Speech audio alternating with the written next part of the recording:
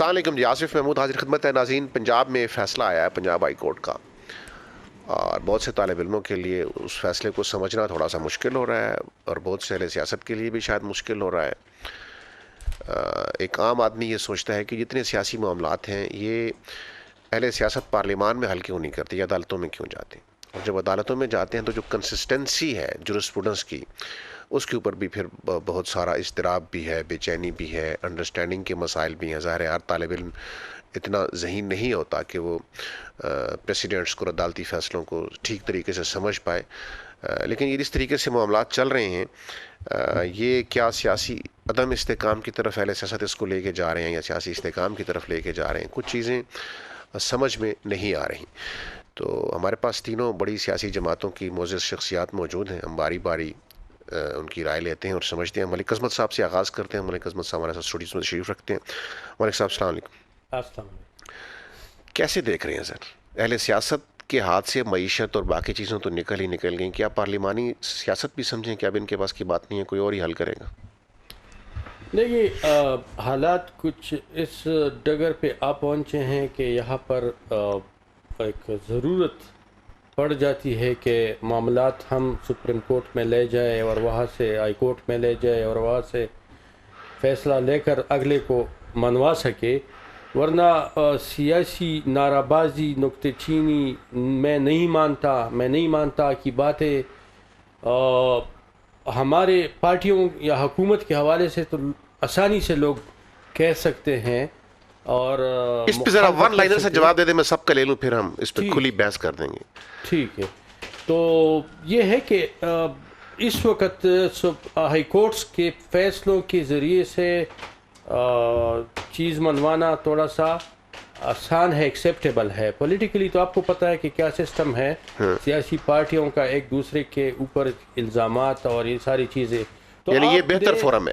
نہیں، بہتر ایسا نہیں ہے۔ کام جو سیاستدانوں کا ہے وہ سیاستدانوں ہی کو کرنا چاہیے، اور جو ٹھیک ہے، اس پہ تفصیلی سیشن نیکسٹ کرتے ہیں۔ مخصوص آلات کی بات ٹھیک ہے۔ ملک عظمت صاحب، سر یہ جب عدم اعتماد کا معاملہ کورٹ میں گیا تو سب نے کہا بڑا اچھا ہوا، آج دوسرا معاملہ آیا تو کچھ لوگ کہہ رہے ہیں کہ اچھا نہیں ہوا۔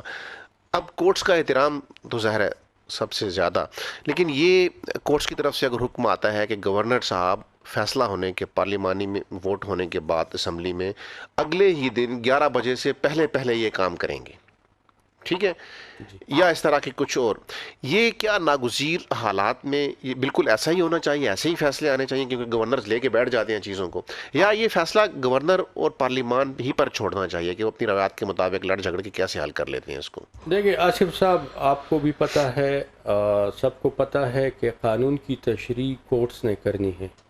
اب قانون کو لاگو کرنا اور اس کی تشریح کرنا جو سب کو قابل قبول ہو، جس کو کوئی ایسے بزور بازو چیلنج نہ کر سکے، وہ کام تو کورٹس کر سکتا ہے۔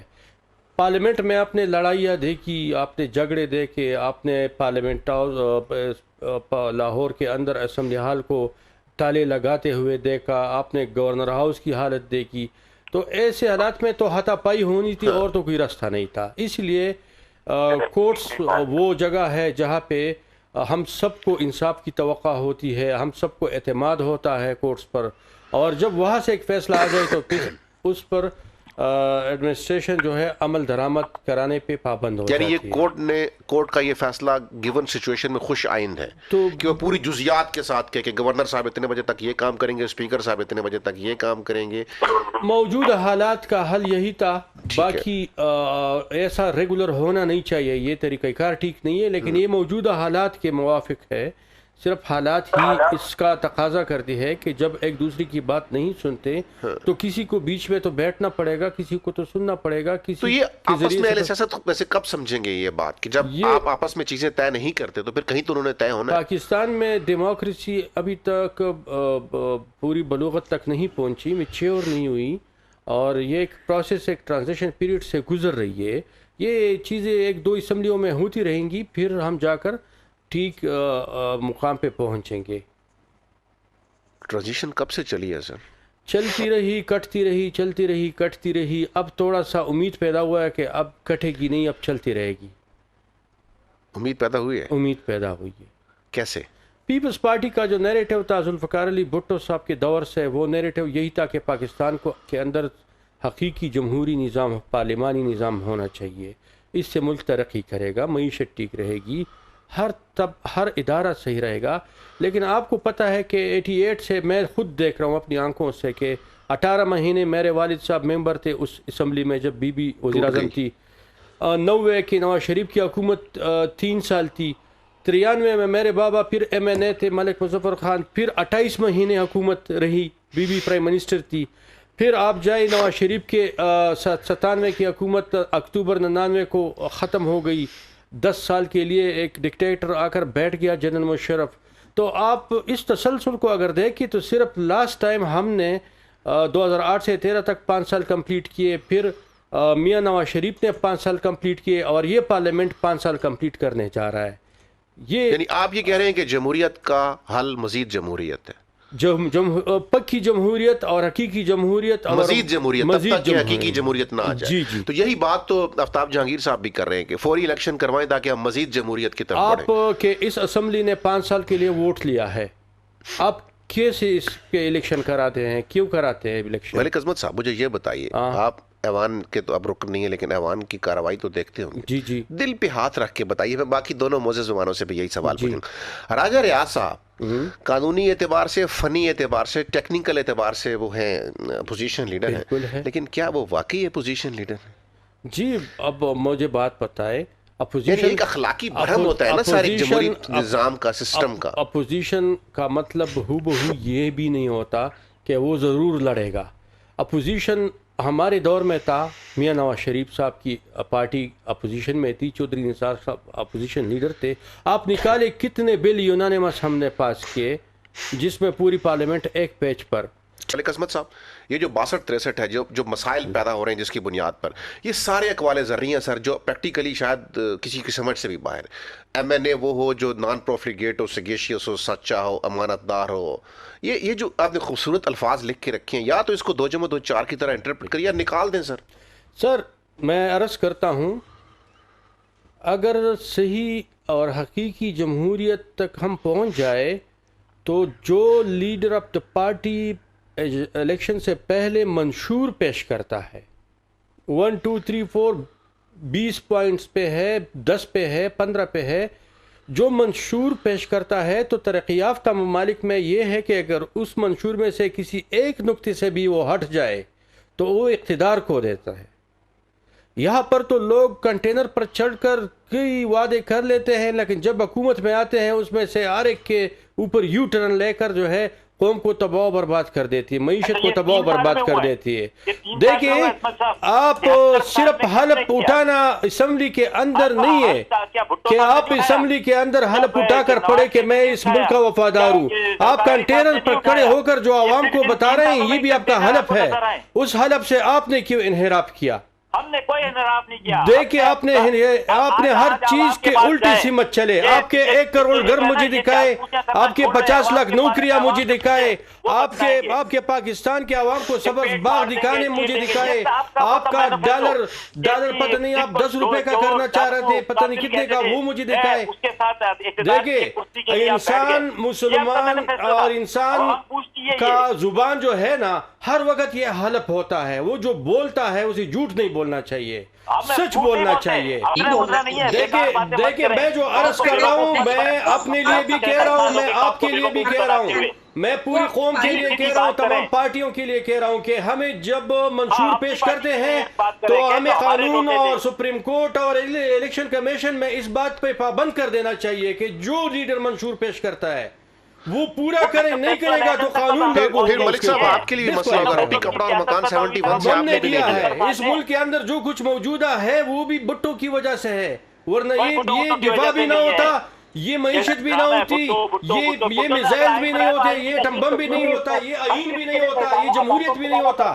وہ کون سی آئین بنایا؟ مجھے یہی 73 کا آئین بنایا ہم نے، 73 نے دیا سب سے پہلے۔ پاکستان کا پہلا آئین تو آفتاب جہانگیر صاحب بھٹو صاحب کے دور میں آیا، یہ تو حقیقت ہے نا۔ جمہوری آئین، اسلامی آئین، اور ایسا آئین کہ آج تک لوگ سر پکڑ کر بیٹھ کر ایک ایک نقطے پر بات کرتے ہیں، وہ آئین بھٹو نے بنایا۔ आगे से की थी, पीछे से की थी चोरी, भाई फिर उसके लिए देखिए पीटीआई वालों, आप में ये एक बात है कि जब आप पे बात आती है आप सुनने नहीं लगते, फिर आप शोर मचाना शुरू कर देते हैं। बारी बारी पे बोलने दे, मलिक अकबर साहब, सियासतदानों के यहाँ, सियासी जमातों के यहाँ जो सवाल मैंने उनसे पूछा, यही सवाल आपसे। पाकिस्तान पीपल्स पार्टी सबसे मतलब एक बड़ी जमात, मैं इसलिए कहता हूँ कि खालिक है पाकिस्तान की आइन की और पुरानी जमात है, लेकिन आपके यहाँ भी कोई अब वो मैकेनिज्म नहीं रहा जिसके ऊपर कोई फॉरेन कमेटी आपकी हो, यानी तंजीमी सतह पर सिवाय जलसे करके मुखालिफिन को गालियाँ देने के और उनकी तजलील करने के कोई ऐसी एक्टिविटीज़ हो रही हो कि ये हमारा तालीमी फोरम है हमारी पार्टी का, ये गौर कर रहे हैं कि सिलेबस में हमने क्या करना है, ये हमारा सेहत है, ऐसा कुछ भी नहीं है सर?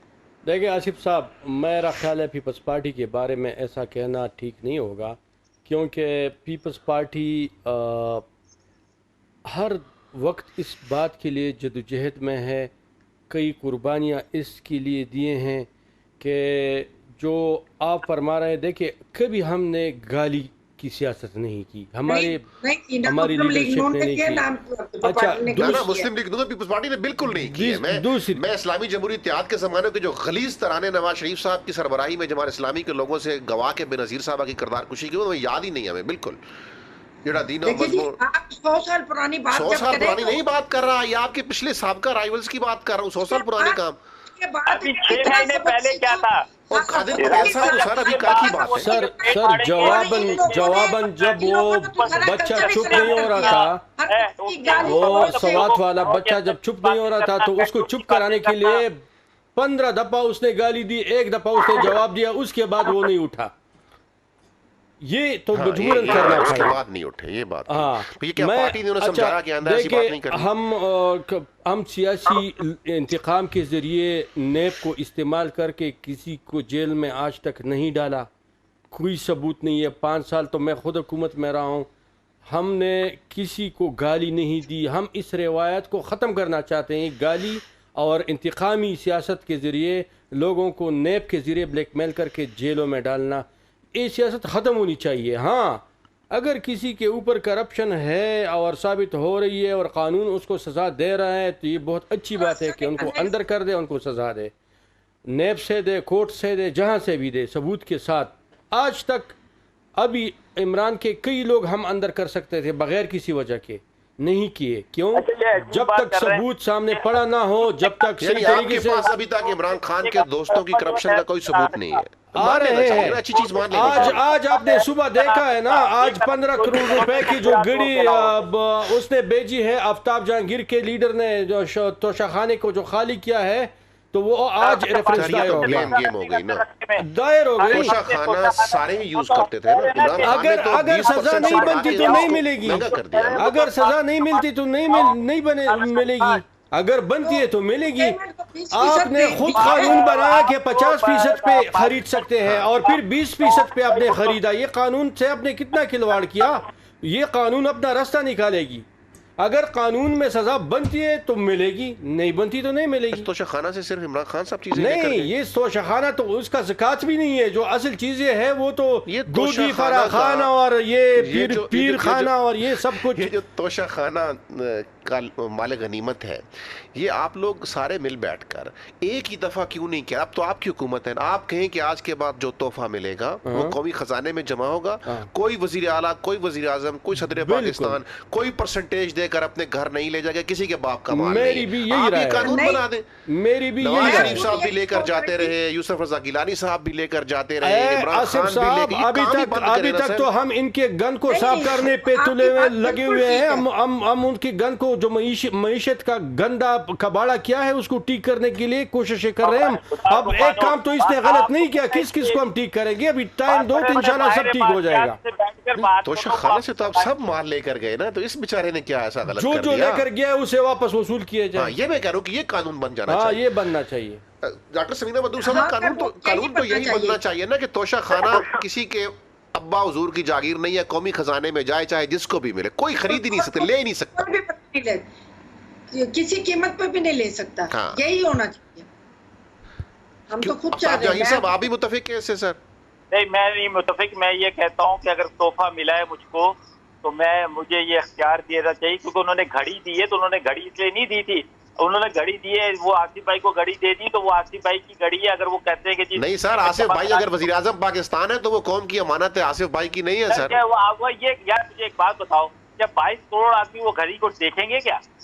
वो उनको अगर कोई तो देना है ना, किसी मुल्क ने कोई तोहफा देना है तो ऐसा तोहफा दो जो 22 करोड़ आवाम को फायदा पहुंचे, जिसका कोई फायदा किसी आवाम को पहुंचे। उस मुल्क में जाकर बेच दिया कि जिसने तोहफा दिया था उस सलमान के बेटे ने दोबारा खरीद लिया। शर्म आनी चाहिए हमको। कोई कुछ कहे कि आपको हमने एक स्टील मिल लगा के दे दी, कोई तोहफा ऐसा दो जो 22 करोड़ लोगों को पहुंचे, घड़ी दे दी। चलिए जी, आफ्ताब साहब का भी दिलचस्प मौक़िफ़ है, क्या कहते हैं आप इस पे? मैं ये कहता हूँ घड़ी का मुझे क्या फायदा आसिफ भाई? हाँ। पाकिस्तानी आवाम को घड़ी का क्या फायदा? हाँ, इमरान खान के जेब में पैसे चले जाए इसका फायदा है सर। आपको फायदा है तो पाकिस्तानी आवाम को कोई फायदा नहीं। आपसे भी तो गए, पहले आपसे भी तो गए। सर आप बाहर बेच के पैसे कौमी खजाने में डाल दें तो फायदा ही फायदा है ना सर। अरे ये जो बाहर जितने अपार्टमेंट हैं, जो ये मकसूद चपरासी के पैसे ही जमा करा दो। वो आज तक आप साबित तो कर नहीं सके। पैसे जमा करा दो। सर सिर्फ 3 साल के इक़्तिदार के बोझ ने आपको जवाबी इल्जामात पे मजबूर कर दिया है। अब अपनी इकनॉमी की बात करना मुश्किल हो रही है सर। पड़े वो हमारे दौर में नहीं पड़े, वो अरबों रुपए निकाले गए, वो हमारे दौर में नहीं हुए, उनको भी आप जमा करा दो। अच्छा मलिक अजमत साहब, आपके ऊपर सरे महल के केसेस रहे, तो अगर एक छोटी सी घड़ी खान साहब भी ले गए तो सर कौन सा तूफान टूट पड़ा है? सरे महल का कोई वजूद नहीं है और घड़ी इसके तस्वीरें मैं दिखा सकता हूँ आपको, जिसने खरीदी है वो बंदा दिखा सकता हूँ। शाह सलमान के बेटे ने जिसने तोहफे में दिया था उसी ने वापस खरीदी। जहांगीर साहब कह रहे हैं कि भाई जिसको घड़ी मिली है उसकी शख्सी वजहात भी उसमें शामिल है, तो तोहफा मिला है तो वो क्या करे उसका? ये वज़ीर आज़म पाकिस्तान नहीं हो, उसको कोई घड़ी नहीं पूरा टैंक दे दे हम नहीं पूछेंगे, लेकिन ये वज़ीर आज़म पाकिस्तान को दिया गया तोहफा है, ये किसी जाती शख्सियत को नहीं दिया गया। ये जाती के आपसे एक बड़ा अहम सवाल है, मेरी एक बात ऐड करें, क्योंकि जब दूसरे ममालिक को हमने भी तोहफा देना होता है तो हमारे मुल्क की खजाने से पेमेंट होती है। हाँ हाँ, ये बड़ा अहम नुक्ता उठाया आपने। Very good point, very good point. Toshakhana को तोशाखानी तो नहीं करते, कोई एक चीज उठा लाता है बंदा, पूरा तोशाखाना साफ नहीं करता। ये जो डॉक्टर समीना मतलूब साहब आपने नुक्ता उठाया, ये बहुत दिलचस्प और बहुत कीमती नुक्ता है। इन्होंने तोशाखाना को तोशाखाली कर दिया, इसलिए जस्टिफाई करने की कोशिश करें कि जी वो इमरान खान की चीज मिली थी, इमरान खान की है, ये पाकिस्तान की चीज थी। वो हार और ये सारी चीजें जो है ना अपनी बेगबात को देते, उन्होंने कोई बैट या बॉल तो नहीं दिया। आखिरी सवाल सर, प्रोग्राम का वक्त खत्म हो रहा है मेरा। आफ्ताब साहब आपसे आखिरी सवाल, फिर मैं समीना मतलूब साहबा की तरफ भी आऊँगा, डॉक्टर साहब से भी पूछूंगा, मलिक अजमत साहब से भी। डॉक्टर साहब, मेरा आफ्ताब जहांगीर साहब आपसे सवाल ये है कि जब आप वज़ीर आज़म बने, आपकी पार्टी वज़ीर आज़म बनी, आपने वज़ीर आज़म हाउस की बेजुबान भैंसों की नीलामी कर दी कि जी पैसे कौमी ख़जाने में डालने हैं, लेकिन घड़ी की बार आप इतने सियाने थे कि उसकी नीलामी करके कौमी ख़जाने में, वो भैंसों का क्या कसूर था सर? उनको भी फिर घड़ी की तरह का ही को मामला कर लिया होता उनके साथ। देखें बात ये आसिफ भाई कि बहुत अच्छा काम किया उन्होंने, जो है वो जमा करा दिया, और उन्होंने कहा कि जी प्राइम मिनिस्टर हाउस में भैंसों का कोई काम नहीं है, क्या वो वहाँ का प्राइम मिनिस्टर जो है वो असली दूध पिए और गरीब आदमी को जो है वो केमिकल लगा हुआ दूध मिले, समझे ना? बिल्कुल गलत काम था। इसी तरह मैं ये कहता हूँ, मैं तो ये हर वो काम के लिए कहूँगा कि मैं जिससे आवाम को फायदा पहुँचता है, जिससे एक आवाम के अंदर एक अच्छाई का, तो सर कितना अच्छा होता कि ब्लू एरिया में घड़ी की भी नीलामी होती, हम जैसे लोग कम से कम खरीद ना सकते सर, देख तो आते कि घड़ी कैसी थी। मैं आपको बताऊं कि जब लोगों के पास कुछ नहीं रह जाता ना, तो वो फिर घड़ियों की बातें करते हैं, फिर वो समझे ना, 17 करोड़ की घड़ी है, छोटी चीज नहीं है। अच्छा आसिफ भाई, आप मुझे बताओ, आपने आज में बड़े सीनियर साथी हो, आज तक आपने कभी तोशाखाना देखा है? सर हम मस्कीनों को कौन देखने देता? आपने कानून ये बनाया हुआ है कि वहाँ पे ब्यूरोक्रेट्स खरीद सकते हैं, आर्मी ऑफिसर्स खरीद सकते हैं, या जिनको गिफ्ट मिला हो वो खरीद सकते हैं। सर इफ्तिखार साहब, अब वो खाली पड़ा है, अब खाली कमरे में जाकर आसिफ भाई क्या देखेगा? वो तो खाली हो गया। स्विमिंग पूल नहीं देखा, लेकिन अब देखा मैंने स्विमिंग पूल, जब से नवाज शहबाज शरीफ ने उसको रेनोवेट किया। अच्छा वो देखिए समीना मतलूब साहब, एक और फिर एक इतनी अमेंडमेंट तो करें ना कि जो 4-5 अशराफिया के तबके आपने रखे हुए हैं कि तोशाखाना से चीज़ें यही खरीद सकते हैं, कम से कम उसको भी सारी पब्लिक के लिए कर दें। हम जैसे लोग जाकर देख तो आया करेंगे ना कि आप अशराफिया को तोहफे कैसे मिलते हैं। आपने कहा है ملٹری آفیسرز لے سکتے ہیں, بیوروکریٹس لے سکتے ہیں, جن کو تحفہ ملا وہ لے سکتے ہیں, ان کو وزارتوں کو لیٹر چلے جائیں گے. اب تو ہم نے یہی فیصلہ کیا نا, یہ کسی کی چیز نہیں ہے, یہ پاکستان کی امانت ہے. یہ کب فیصلہ کیا؟ کسی کو لے جانے کا نہیں ہونا چاہیے. ہمارے یہ قانون میں چینج آنی چاہیے. انہوں نے پچھلی دفعہ توشہ خانہ کو 20% سے 50% کیا, لیکن خود 20% ادا کر کے وہ چیز لے رہے ہیں, پہلے وہ سیل کر رہے ہیں, اسی میں سے 20% وہ قیمت کا جو کیلکولیشن کا جو اندازہ ہوتا ہے, وہ جو بورڈ ہے وہ پہلے دن سے ہی 2 نمبری کرتا ہے, وہ کون سی آج کر رہا ہے, وہ تو سارے ہی ایسے کرتے ہیں. ملک صاحب ایک کام تو ہوا نا, توشہ خانہ سے سارے ہی تحفے لے کر جاتے تھے, لیکن عمران خان لے کر گیا تو توشہ خانہ کے اوپر بھی سوال اٹھا. شعور تو پھر بھی عمران کے ذریعے ہی قوم کو ملا, ورنہ توشہ خانہ سے تو سب لے کے جاتے تھے سر. پہلے اس پہ اوپر بورڈ لگا ہوا ہوتا تھا, لکھا ہوتا توشہ خانہ, آج کل لکھا ہے توشہ خالی. تو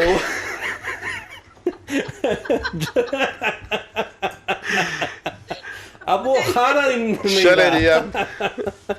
بہت شکریہ ملک عظمت صاحب, ڈاکٹر سمینہ مطلوب صاحب, آپ تھینک یو ویری مچ, آپ شریک گفتگو ہوئی. آفتاب جہانگیر صاحب آپ کا بھی بہت شکریہ, آپ تشریف لائے. ناظرین آپ نے گفتگو سنی, اجازت چاہتا ہوں میں آپ سے. اللہ حافظ.